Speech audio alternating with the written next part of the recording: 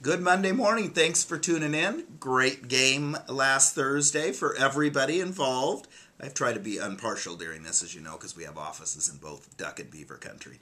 No, in all seriousness, that was a wonderful game, and the Beavers played well, the Ducks played well, and nobody got punched out at the end of the game this time or anything. I mean, it was just a great day. So, anyway, congratulations to both teams who are going to bowl games. A couple things I want to cover this morning just real briefly. First of all, instead of giving a business tip this week, I'm giving a business gift. For 2010, so from January through December 31st through 2010, as you may recall, in everyone's contract, there's a cost of living increase built into our contract, so we don't have to do willy-nilly fee changes, but there's a scheduled cost of living increase.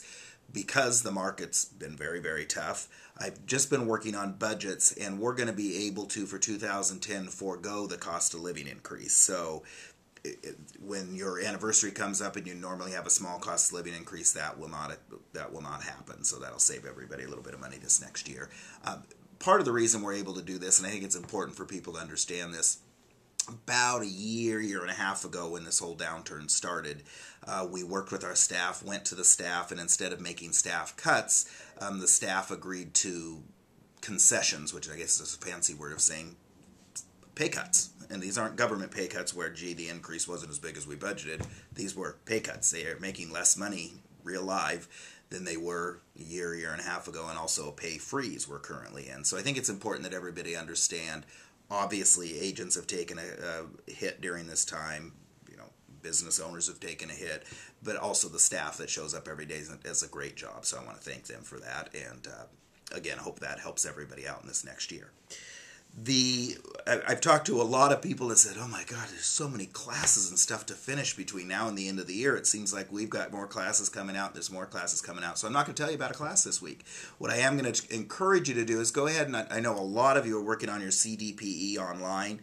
I would encourage you to go ahead and finish that this year in the few days that we've got left. And then also Linda Forbes did a great job sending out an email as to what needs to be finished up with your NAR designation. When we all went to the Hilton in Eugene, you have to take a couple more webinars to get that. Linda did a great job sending out the information on those. Those are free webinars, and because we paid for the class at the Hilton, that's a totally free designation. So if you have any more questions on that, look up Linda Forbes' email that she sent like last Wednesday, or just pick up the phone and give Linda a shout. She's at extension 1212. She's got an easy to remember one of the few I can remember.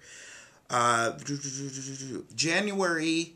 Oh, I didn't even look up the date. The first Tuesday in January, which I want to say is the 5th, but I don't even know if that's right. The first Tuesday in January is our annual State of the Union address, and this is an all-company meeting. It's at the Eugene Country Club. The meeting, breakfast at 8:30. The meeting will start at 9. This is for all 4 of our offices, so I would encourage everyone. Of course, we have no mandatory meetings because you're independent folks here at RE/MAX, but I would encourage you to come to that meeting. It is going to last 2 hours. The meeting will go from 9 to 11. In addition to me giving some stats as to what's happened in the past year, currently in the market, and moving forward, we're doing a whole different format this year. We're going to have a panel of agents, some of you, even some Beaver fans, I imagine. You'll be over it by then. Talking about, we're looking at some agents that have actually increased their business or kept it pretty much the same during these down times. And you can always find that exception to somebody, enough people, somebody's going to get hit by lightning. But there's a pattern of a few people that have done well, and so if I was an agent, I'd want to know, okay, what have you done to change your business that might be able to help me? So instead of listening to me the whole time, we're going to listen to some agents that have done a great job. So we'll have a panel of agents, a little Q&A mixed in there, a video. We're also going to announce a community citizenship charity that we as a company are going to be moving forward with, not just in the next year, but in the next decade, as to kind of what our charity is going to be on a company-wide basis. So lots of fun stuff coming up at that meeting. That will be a lively meeting. I will guarantee you, if you don't leave there with some motivation and an idea to do at least 2 more deals in 2010, I'll even buy your breakfast if I don't deliver on that. So you just let me know afterwards. For birthdays this week, we got a few birthdays coming up. Peggy Lawrence in Corvallis is coming up on Monday, today, the 7th. And then Friday, Angela Stuckhart over in our Albany office is having a birthday. And Linda O'Brien, not having a birthday because she doesn't have those anymore, but also today on Monday, she is celebrating her 12th year anniversary with RE/MAX. So good job, Linda, for hanging in there with me all these years and putting up with me. I appreciate that. one last thing I want to leave a note on. Mackenzie and I went to the game and froze our butt off last Thursday night. And as we were walking home, listen to me, as we were walking for Wendy to pick us up over by the Nike store by Oakway, I was saying, oh my God, I am so cold. I can't wait to get home in our warm house. And we walked under an overpass to get there.